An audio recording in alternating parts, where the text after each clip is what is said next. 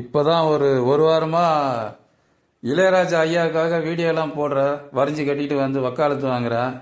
ஆனால் நீங்களும் நினைப்பீங்க நான் இளையராஜா ஐயாவோட ரசிகன்னு. சத்தியமாக கிடையாது. நமக்கு இசைக்கு ரொம்ப தூரம். இசை கேட்குறது எனக்கு பிடிக்காது, சினிமா பார்க்குறது எனக்கு பிடிக்காது. நம்ம லெவலே வேறு. ஆனால் இப்போ இளையராஜா ஐயாக்காக வக்காலத்து வாங்கிட்டு வரேன் அப்படின்னா அதுக்கு காரணம் இருக்குது. நான் எப்படிப்பட்ட ஆளுன்னு உங்களுக்கு தெரியும் இல்லையா? எங்கள் அம்மா செத்தப்ப, ஏய் சீக்கிரம் எடுங்கடா, கிளவியோட பணத்தை, வயிறு பசிக்குது, பரோட்டா சாப்பிட போகணும், சீக்கிரம் எடுங்கடா அப்படின்னு சொன்ன ஆள்.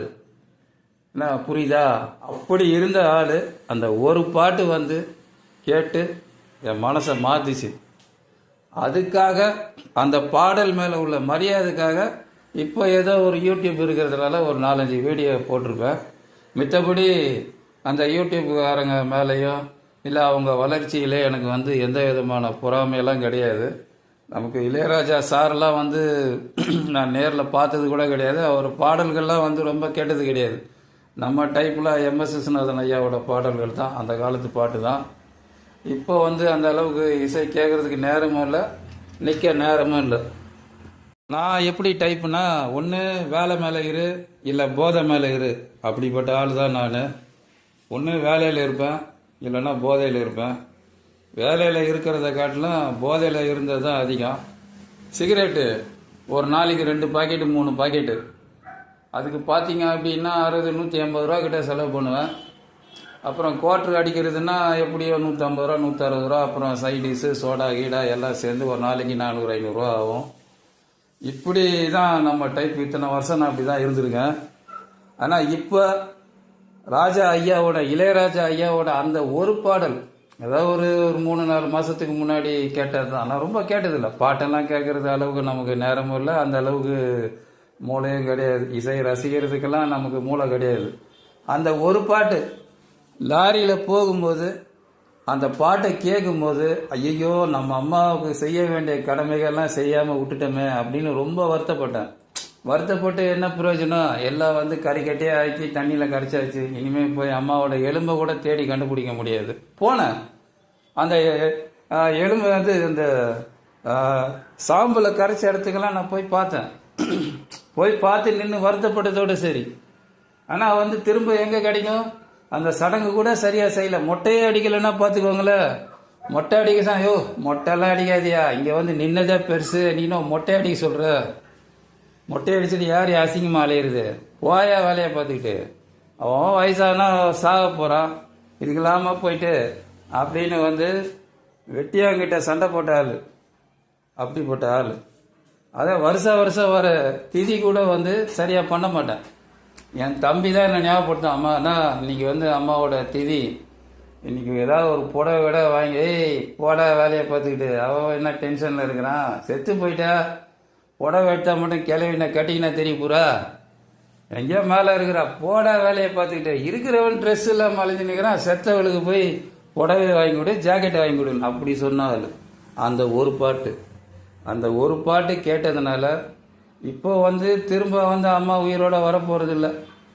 ஆனால் இனிமேலாவது அம்மாவுக்கு செய்ய வேண்டிய அந்த திதியையாவது ஒழுங்காக செய்யணும் அப்படின்னு இந்த வருஷம் மே மாதம் வருது. அதுக்கு வந்து ஐயரை கூப்பிட்டு நல்லபடியாக வந்து இறந்தவங்களுக்கு வந்து திதி செஞ்சு முடிப்போம் அப்படின்ற ஒரு மனசு வந்திருக்கு. அதுக்கு காரணமாக ராஜா ஐயாவோட அந்த ஒரு பாட்டு.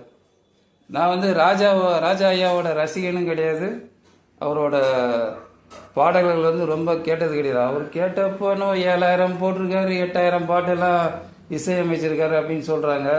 எனக்கு அந்த அளவுக்குலாம் அறிவு கிடையாது. ஆனால் இளையராஜா ஐயாவை வந்து திட்டுறதெல்லாம் வந்து நான் யூடியூப்பில் பார்த்துருக்கேன். அப்போ அதுக்கு பதிலாக வந்து யாருமே வீடியோ போட மாட்டாங்க. அதாவது வந்து ரொம்ப டீசெண்ட். அவங்க இளையராஜா ஐயாவோட இசையிலே வந்து அதை விவரித்து சொல்கிறது, அந்த பாட்டு நல்லாயிருக்கு, அந்த பாட்டு நல்லாயிருக்கு அப்படின்னு தான் போடுவாங்களே தவிர, ஐயாவை எதிர்த்து பேசினவங்களெல்லாம் வந்து, இல்லை அசிங்கமாக மரியாதை குறைவாக திட்டினவங்களெல்லாம் வந்து யாருமே வந்து அவங்க போட மாட்டாங்க, வீடியோ போட மாட்டாங்க. வீடியோ பேசினாலும் கொஞ்சம் கண்ணியமாக பேசுவாங்க. இப்போ புரியுதா இளையராஜா ஐயாவோட உண்மையான ரசிகர்களோட குணம் எப்படின்னு? ரொம்ப டீசெண்டானவங்க. அவரோட பாடல்கள் எப்படியோ அதே தரம் தரமானவங்க தான் இளையராஜா ஐயாவோட ரசிகர்கள். நம்ம இளையராஜா ஐயாவோட ரசிகர்களும் கிடையாதுப்பா. நம்ம எந்த மியூசிக் டைரக்டர் பற்றி ரொம்ப தெரியாது. எம்எஸ் விஸ்வநாதன் ஐயாவோட பாடல்கள் மட்டும் லாரியில் போகும்போது கேட்பேன். பழைய பாட்டு கொஞ்சம் பிடிக்கும், புது பாட்டெல்லாம் அவ்வளோ இன்ட்ரெஸ்ட் கிடையாது. இளையராஜா ஐயாவோட பாட்டெல்லாம் ரொம்ப கேட்டதில்லை. இப்போ தான் அவர் 7000 பாடல்கள் போட்டிருக்காரு. இப்போ தான் நான் ஒரு 50 பாட்டு 60 பாட்டு கேட்டிருக்கேன். அது கொஞ்சம் ரெக்கார்ட் பண்ணி கேட்பேன். சரி, நமக்கு இருக்கிற வேலையில் தொடர்ந்து நம்ம மியூசிக்லாம் இசையெல்லாம் கேட்கக்கூடிய அளவுக்கு நேரம் கிடையாது. இப்படி இருந்த முரட்டுத்தனமான இருந்த ஆளை ஐயா இளையராஜாவோட அந்த ஒரு பாடல் தான் என்னை ரொம்ப மாற்றிருக்கு. இன்றைக்கி திரும்ப அம்மா கூப்பிட்டாலும் வர போகிறாங்க, நிச்சயமாக வரமாட்டாங்க. அம்மாவை திட்டாத வார்த்தை கிடையாது. அந்த முண்டை இந்த முண்டைன்னு எங்கள் அம்மாவில் எவ்வளோ திட்டிருக்கேன்.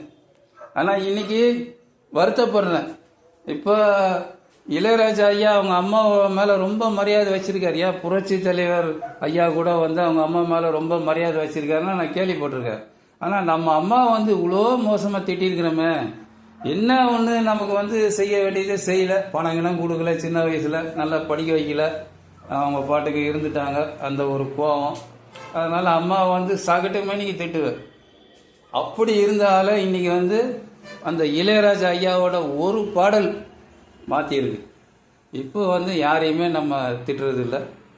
இப்போ யாராவது நமக்கு தெரிஞ்சவங்க வயசான அம்மா இறந்துட்டாங்கன்னா அவங்களோட அந்த காரியத்துக்கு போய் நிற்கிறது, அதன் மூலமாக எங்கள் அம்மாவோட ஆத்மா சாந்தி அடையும் அப்படின்னு நினச்சிக்கிட்டு, இப்போ எனக்கு தெரிஞ்சவங்க வீட்டில் நம்ம பெரியவங்க இறந்துட்டாங்க அப்படின்னும் போது அவங்களோட சடங்கு காரியங்கள்லாம் அவங்க செய்வாங்க. அவங்க குடும்பத்தை சேர்ந்தவங்க செய்ய அவங்களுக்கு உதவியாக இருந்து நம்ம செஞ்சு அதன் மூலமாக எங்கள் அம்மாவோட ஆத்மா சாந்தி அடையும் அப்படின்னு இப்போ இவ்வளோ முரட்டுத்தனமாக இருந்த ஆள் இன்னைக்கு மனசு மாறி, இல்லைன்னா இன்னமும் திட்டிட்டு தான் இருப்பேன். ஏன்னா அவ்வளோ கோவம், விட்டுட்டாங்க, கவனிக்கல, படிக்க வைக்கல, நல்லா படிக்க வைக்கல அப்படின்னு கோவம். நம்ம மேலேயே தப்பு இருக்குது, போதையிலே பாதி நாள் இருந்துட்டோம் வயசில். அதனால் அந்த வயிற்றுல எங்கள் அம்மா என்னை கை கழுவிட்டாங்க. இப்போ தடுமாறி அப்படியே இருந்து ஏதோ காலத்தை ஓட்டிகிட்டு இருக்கிறோம். இந்த நேரத்தில் ஐயாவோட அந்த ஒரே ஒரு பாடல் இவ்வளோ முரட்டுத்தனமாக இருந்த ஆளை என் மனசை மாற்றிருக்கு. அந்த பாடல் என்னென்னா நான் இப்போ போட்டு காமிக்கிறேன். காப்பி ரைட்டு வரும்ன்றாங்க, ஏதோ ஒரு லைன் நான் போடுறேன். அந்த பாட்டு நீங்கள் திரும்ப கேட்டிருப்பீங்க. உங்களுக்கு போய் இளையராஜா ரசிகர்கள் சொல்லணுமா, அந்த பாட்டை 1000 வாட்டி கேட்டிருப்பீங்க. நான் அந்த எந்த பாட்டு என் மனசை மாற்றிச்சு அப்படின்றது நான் இப்போ நான் போடுறேன், நீங்கள் கேளுங்க. உன்னை போல ஆத்தா என்ன பெத்து போட்டா